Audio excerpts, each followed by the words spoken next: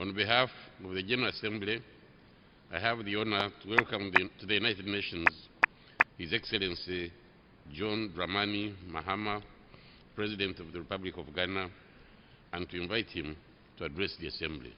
Mr. President.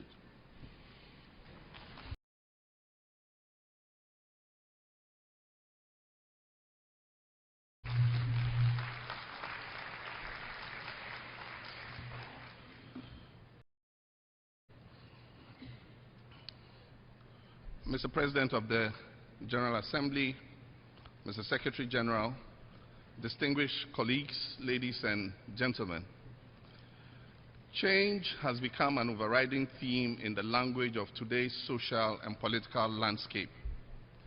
We speak of the need to change behaviors, to change attitudes and laws. We speak of the need to effect change in the area of human rights and social justice, in education and health administration.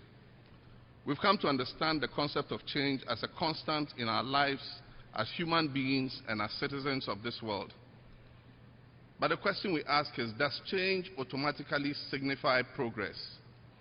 There's an old saying with which I'm sure you are all familiar, and it is, the more things change, the more they stay the same. Sometimes when I find myself listening to reports of the many recent developments taking place in the world, that saying comes to mind again, and I'm overcome with a strong sense of déjà vu, as though we have been here before. When I hear reports about the taking of hostages and the savagery of beheadings, it is 2004 all over again. And week after week, there is news of the killing of foreign hostages in Iraq. When I hear reports about Israel and Gaza, it is 2005 all over again.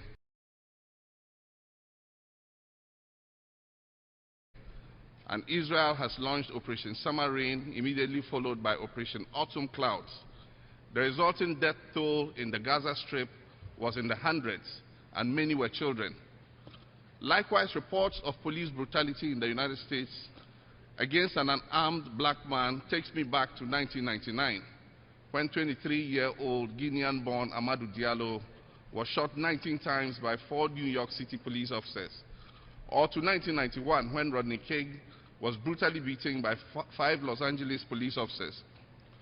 Both of those incidents caused a tremendous public outcry, as has this year's shooting to death of 18-year-old Michael Brown in Ferguson, Missouri, with the singular message of no justice, no peace. Mr. President, do such events indicate an outright regression? Does the uncomfortable familiarity of some current world events mean that despite the changes so many individuals and organizations have worked to achieve, we have made little or no progress? I would like to believe that this is not so. I would like to believe these events of recent times are merely a setback that will motivate us to find more sustainable solutions. These are just slight reversals on the senior's path towards true progress. Dag Hammarskjöld, who served as the second Secretary General of the United States from 1953 until his untimely death in a plane crash in 1961, said, and I quote, "The pursuit of peace and progress cannot end in a few years in either victory or defeat. The pursuit of peace and progress, with its trials and its errors, its successes and its setbacks, can never be relaxed and can never be abandoned." End of quote. In the course of the past several months since the beginning of the Ebola outbreak in West Africa, I have been reminded of both the importance and the practicality of those words. True progress relies on neither victory nor defeat. True progress relies on persistence, on perseverance. Just last week, Monday, in my capacity as the chair of ECOWAS, the Economic Community of West African States, I traveled to Liberia, Sierra Leone, and Guinea. They are the 3 countries that have been most affected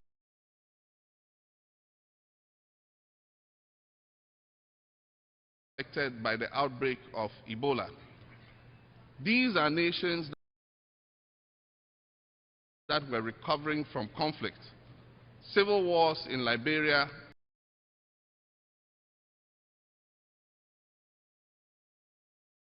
and Sierra Leone that also adversely affected Guinea, which shares borders with both countries. These are nations that were struggling to rebuild their social and economic infrastructure.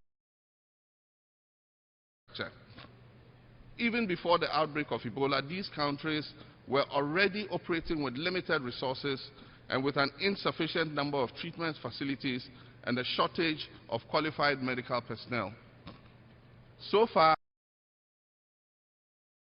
there have been 5,843 recorded cases of Ebola, including 2,803 deaths. The World Health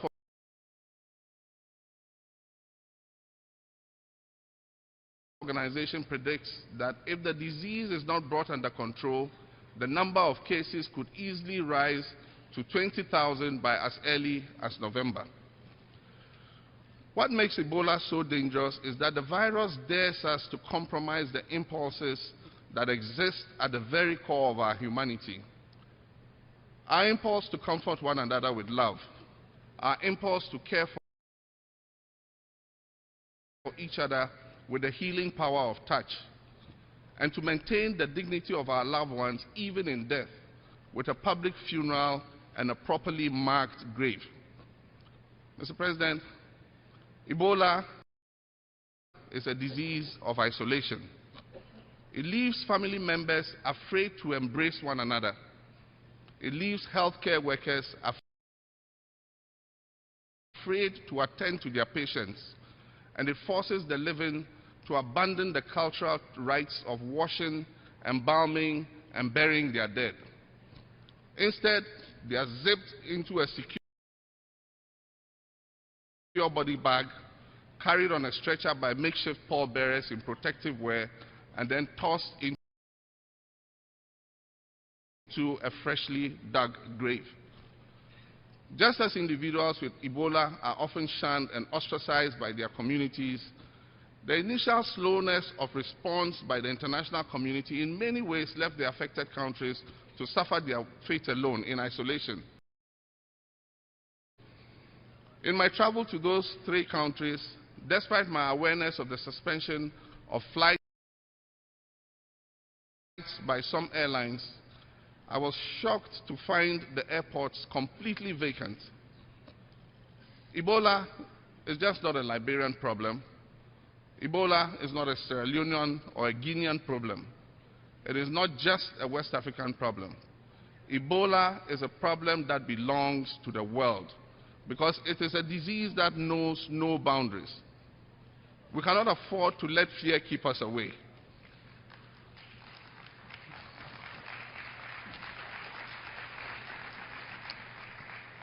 Thank you. We cannot afford to let fear keep us away. We cannot afford to let it compromise the very impulses that not only define but retain our humanity. We must erase the stigma. To that end, my country,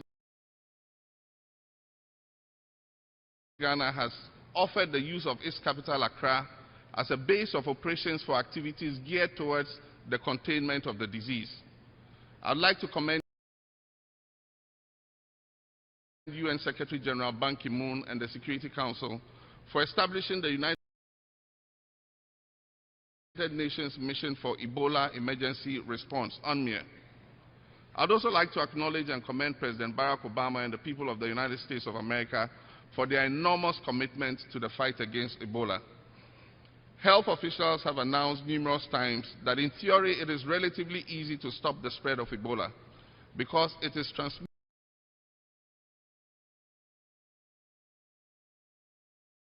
through contact with bodily fluids. It has been suggested that through changes in our behavior and practices, the public could potentially reduce, if not eliminate, their exposure to the virus. Yet in reality, the Ebola virus was able to spread so quickly throughout the West African sub-region because of its exposure to the fluidity of our borders. The free movement of people, goods and services throughout the West African sub-region is something that ECOWAS has been promoting for the last several decades. It allows interaction and increased trade between our 15 member states. However, without the proper preventive measures in place, such fluidity can also enable the free movement of disease, drugs, arms, human traffickers, and terrorists. Mr. President, unfortunately, Africa is especially vulnerable to terrorism. Because of its sheer size and vast terrain, it offers myriad places for terrorists to hide and create safe havens.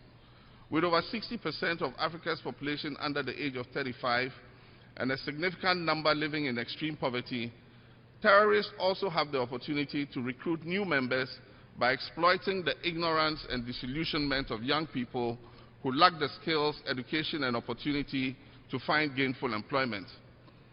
The proliferation of technology has made even the most remote areas of the continent accessible with a phone call or a keystroke. What this does is facilitate communication within terrorist cells and between terrorist organizations. It will now be far too simplistic, not to mention myopic, for a nation to believe that they are dealing with any one terrorist organization such as Boko Haram, Al-Shabaab, Ansar al-Din, Al-Qaeda, Hezbollah, Taliban, ISIS, or recently the Khorasan group. Because of the assistance and cooperation that exists between them, they have in fact become several tentacles of one single organism. So